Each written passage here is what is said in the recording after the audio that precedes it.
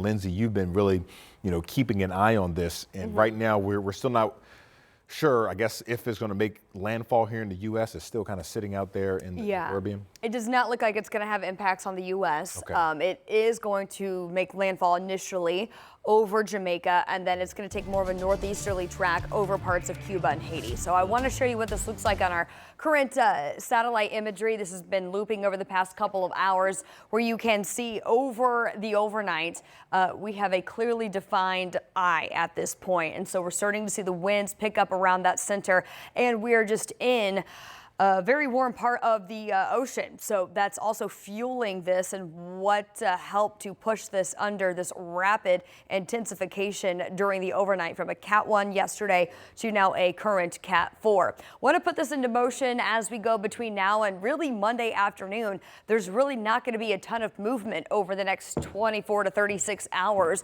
At this point, this is expected to make landfall over Jamaica initially, where we could see just torrential rainfall, because this is really not moving, and it is still once again expected to intensify into a Category 5 storm come Monday afternoon. I mean, we're talking rainfall in excess of 40 inches, perhaps up in some spots of Jamaica. Then this is going to get picked up by some upper level winds, and it's going to take more of a northeasterly shift. At that point, as a Category 3 storm, this will weaken a bit as it does go over land, but then it will impact parts of Cuba and then near Haiti as it continues this northeasterly track on out into the Atlantic, and again continuing to weaken as it does so. So again, not expecting this to impact the U.S. We are closely monitoring how this will impact the Caribbean, and we'll keep you updated on that now Category 4 storm.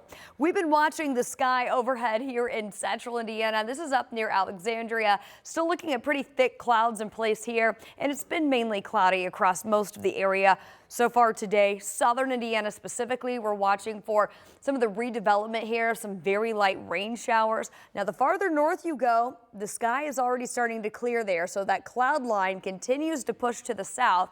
So I do anticipate us getting in on some sunshine breaks in that cloud cover today, especially for areas north and then around the Indy Metro. Clouds do look to linger to areas south, though. So right now, still looking at fairly overcast skies as we sit at 49 degrees, the same temperature we've been sitting at for the past couple of hours. As we get closer to Colts Tailgate today, we'll fast forward to noon, where we'll warm back to the 50s and into the low 60s, and eventually a high forecast of 63 there at kickoff during the 4 o'clock hour. By the time we head home after that Colts victory, sun going to be down. Temperatures already starting to fall back to the 50s. So let's show you how this is all going to play out today. There's your highs across the board in the low 60s.